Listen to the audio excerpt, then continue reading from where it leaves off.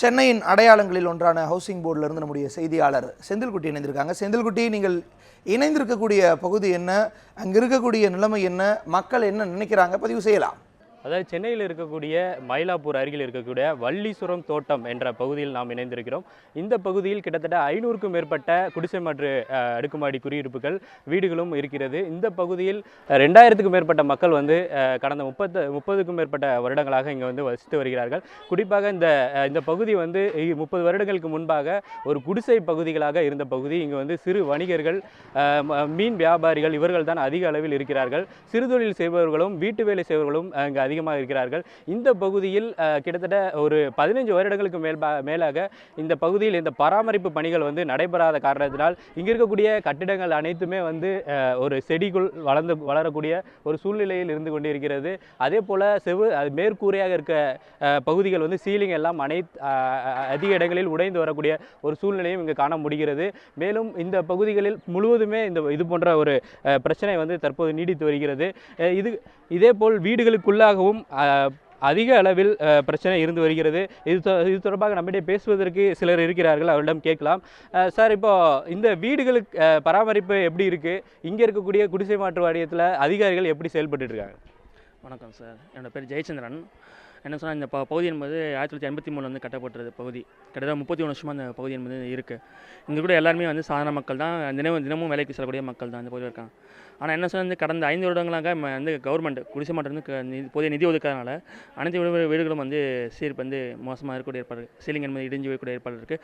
பார்த்திங்கன்னா கடந்த ஒரு வருஷத்துலேருந்து பல விபத்துகள் நடந்திருக்கு. இது வரைக்கும் 30 விபத்துகள் நடந்திருக்கு. கிட்டத்தட்ட 6 பேர் காயம் ஏற்பட்டிருக்கு. இந்த அடிப்படையில் கடந்த வாரத்தில் ஒரு குழந்தைக்கு அடிப்படுது. நம்முடைய சேனல் நம்ம ரிப்போர்ட் நம்ம கொடுத்தோம். சேனலுடைய முயற்சி அடிப்படையில் அந்த வீடு கிளியர் செய்யப்பட்டிருக்கு. ஆனால் என்னன்னு சொன்னால் கவர்மெண்ட் இன்னும் கூட நிதி ஒதுக்காமல் காலம் எடுத்தோன்னு இந்த குடிசை பகுதியினுடைய ஆட்காலம் கிட்டத்தட்ட முடிய ஸ்டேஜில் இருக்குது. அப்போ வரக்கூடிய இந்த கவர்மெண்ட் நிதி ஒதுக்கி புதிய வீடுகளை நம்முடைய உலக நம்ம சொல்லக்கூடிய அளவில் அழிவான வீடுகள் கிட்டத்தட்ட 400 ஸ்கொயர் நம்ம சொல்கிறாங்க. அந்த அடிப்படையில் நம்ம வீடு கட்டி தந்துருக்காங்க. உடனே முயற்சி இருக்கணும்னு கேட்டிருக்கோம். அந்த அடிப்படையில் அந்த கோரிக்கைகளை வலியுறுத்தி கடந்த நவம்பர் 17ஆம் தேதி நம்முடைய பகுதியினுடைய மக்கள் திரட்டி மார்க்சிஸ்ட் கம்யூனிஸ்ட் கட்சியினுடைய தலைமையில் போராட்டம் நடத்தணும். கிட்டத்தட்ட ஒரு 300க்கும் மேற்பட்ட மக்கள் கலந்து போராட்டத்தில் மனு நம்ம கொடுக்கப்பட்டிருக்கு. இந்த காலகட்டத்தில் என்ன பார்த்தீங்கன்னா, அந்த வாடகை என்பது 22 ரூபா என்பது இருந்தது. ஆனால் கவர்மெண்ட் உடனடியாக 250 அதை உயர்த்திட்டாங்க. அப்போ நம்ம என்ன சொன்னோம்னா 250 உயர்த்தினது நம்ம கஷ்டமான விஷயம் இல்லை. ஆனால் நமக்கான பராமரிப்பு விஷயத்தை நம்ம பண்ணி கொடுத்து நாங்கள் உயர்த்தணும்ன்ற அந்த கோரிக்கை நம்ம வச்சோம். ஆனால் அது கவர்மெண்ட் அதை கேட்கல, கட்டணுன்றதை வற்புறுத்திருக்காங்க. நான் மக்கள் கடைக்கான வேலையை இன்றைக்கி தொடங்கியிருக்காங்க. ஆனால் இந்த பில்டிங் என்பது முழுவதும் பாடுபட்டிருக்கு. இன்றைக்கும் விபத்துகள் நடக்கான வாய்ப்பு அதிகமாக இருக்குது. இன்றைக்கும் மக்கள் அண்ணாந்து பார்த்துட்டு ஆபத்தான நிலையில் தான் இன்றைக்கி மக்கள் இருக்காங்க. எல்லா வீடுகளும் பாதிக்கப்படுற நிலையில் கவர்மெண்ட் குறிப்பாக குடிசை மாற்று வாரியம் எவ்வளோ செய்ய முடியும், ஒரு இடத்திற்குள்ளாவது கூட இடித்து விட்டு புதிய வீடுகள் கட்டுவதற்கான முயற்சி பண்ணணும்னு கேட்டுக்கோங்க சார். அதாவது இந்த பகுதியின் வெளிப்புற பகுதி அனைத்துமே சிதிலமடைந்த நிலையில் இருக்கிறது. பராமரிப்பு பணிகள் முற்றிலுமே 15 வருடங்களுக்கு மேலாக மேற்கொள்ளப்படாத நிலையில் வீடுகளுக்குள் எப்படி இருக்கிறது என்பது குறித்த ஒரு பார்க்கலாம் இப்போது. அதாவது இங்கே இருக்கக்கூடிய மின்சார ஒயர்கள் என்பது அருந்த நிலையில் காணப்படுகிறது. மேலும் குழந்தைகள் இந்த பகுதியில் அதிகமாக வசிக்கக்கூடிய இடமாக இருக்கிறதுனால் இந்த பகுதிகளில் மின்சார ஒயர்கள் தாழ்ந்த இடத்தில் வைக்கப்பட்டிருக்கு. இது மூடிய நிலையில் கூட இல்லை. இது போன்ற ஒரு அலட்சிய போக்கோடு தான் இந்த வீட்டு குடிசை மாற்று வாரிய வீடுகள் பராமரிக்கப்பட்ட ஒரு நிலையில் உள்ளது. அதே போல இங்க இருக்கக்கூடிய படிக்கட்டுகள் பார்க்க போனால் மேல் ஏறக்கூடிய ஒரு ஆபத்தான உடைந்த நிலையில் தான் இருக்கிறது. இதையெல்லாம் சரி செய்யாத நிலையில் கடந்த 15 ஆண்டுகளுக்கு மேலாக இந்த பகுதியை பயன்படுத்தி வருகிறார்கள். இங்க இருக்கக்கூடிய செவர்கள், அதாவது இங்க இருக்க இந்த பால்கனியாக இருக்கட்டும், இந்த பால்கனி அனைத்துமே உடைந்த நிலையில் விரிசல் விட்ட நிலையில் காணப்படுகிறது. இந்த பால்கனியில் நின்று அவர்கள் நிற்பது கூட உட்காருவதற்கோ அமர்வதற்கோ ஏற்ற வகையில் இல்லாத நிலையில் அவர்களாகவே இந்த கீறல்கள் அனைத்துமே சரி செய்து வரக்கூடிய சூழ்நிலை தான் இந்த பகுதியில் காண முடிகிறது.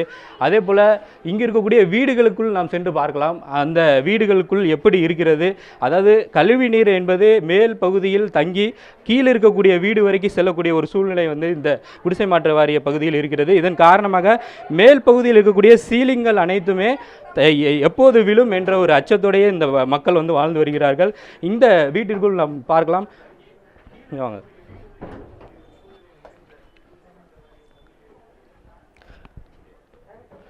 அதாவது மேல் இருக்கக்கூடிய இந்த சீலிங் அனைத்துமே இப்போது உடைந்திருப்பதை நாம் காண முடிகிறது. இங்கே இருக்கக்கூடிய பகுதியை பார்த்தால் தெரியும். அதே போல் இங்கே இருக்க சைடு சுவர்கள் அனைத்துமே கழிவு நீர் வந்து மேலிருந்து வரக்கூடிய நீர் வந்து மழை நீராகட்டும் கழிவு நீராகட்டும் அனைத்தும் கீழிறங்கி வரக்கூடிய நிலையில் இங்கு இருக்கக்கூடிய சுவர்கள் மேல் இருக்கக்கூடிய சீலிங் அனைத்துமே எப்போது விழும், அவர்கள் ஒரு ஆபத்தான நிலையில்தான் இந்த பகுதியில் வாழ்ந்து வருகிறார்கள். அதுபோன்ற ஒரு சூழ்நிலை தான் நீங்கள் பார்க்க முடிகிறது. அதே போல் இங்கே இருக்கக்கூடிய கீழே இருக்கக்கூடிய வீட்டில் 3 வயது குழந்தையின் மீது கடந்த ஒரு வாரத்திற்கு முன்பாக அவர்கள் தலையில் வந்து இந்த சீலிங் உடைந்து விழுந்திருக்கிறது.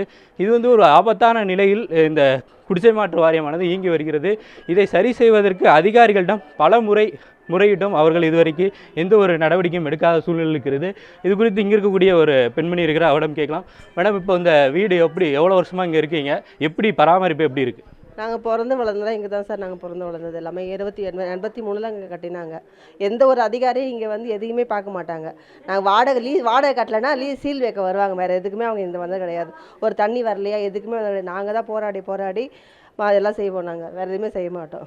சுற்றி இருக்க சுற்றுப்புற பகுதிகளில் பராமரிப்பு எப்படி இருக்குது? ஸோ இந்த குப்பையெல்லாம் அள்ளுறாங்களா, இல்லை குடிநீர்லாம் எப்படி வசதியெல்லாம்? எதுவுமே கிடையாது சார். நாங்கள் தான் வந்து குப்பை அள்ளுறவங்களுக்கு தனியாக பைசா கொடுத்து அவங்களும் நாங்கள் செய்ய சொல்லுவோம். கரண்ட்டுக்கும் அதே மாதிரி தான். எதுக்குமே அதிகாரிங்க அதுக்குமே வந்தது கிடையாது. குடிசை மாற்ற ஏழைகளுக்கு ஒதுக்கப்பட்ட இடம். ஆனால் இதுக்கு அதிகாரிங்களாம் வந்து செய்யவே மாட்டாங்க. நாங்களே தான் முயற்சி எடுத்து நாங்கள் தான் போராட்டம் பண்ணி நாங்கள் தான் செஞ்சுக்கிட்டு தவிர எந்த அதிகாரியும் வாடகை கட்டணா மட்டும் அதிகாரிங்க வந்து சீல் வைக்க வருவாங்க.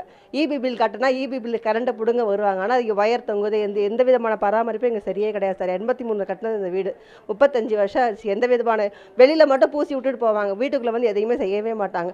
அப்படியே நாங்களே தான் பைசா கொடுத்து நாங்களே தான் ஆல்ட்ரேஷன் பண்ணியுமே தவிர அவங்களும் எதுவுமே செய்யவே மாட்டாங்க. அதிகாரம் வீட்டுக்குள்ளே வந்து பார்த்ததும் கிடையாது. எல்லாம் வெளியில் வந்து சும்மா பூசிட்டு ஒயிட் வாஷ் பண்ணிட்டு போயிடுவாங்க. உங்களோட கோரிக்கை இப்போ அரசுக்கு என்னவா இருக்கும்? எங்களுக்கு புதுசாக கட்டி கொடுக்கும் சார். இது மாதிரி ஹவுசிங் போர்டு வீடுனாலே வந்து குடிசை மாட்டம் 30 வருஷம் தான் வேல்யூ அதுக்கு. இது வந்து 35 வருஷம் ஆகிடுச்சு.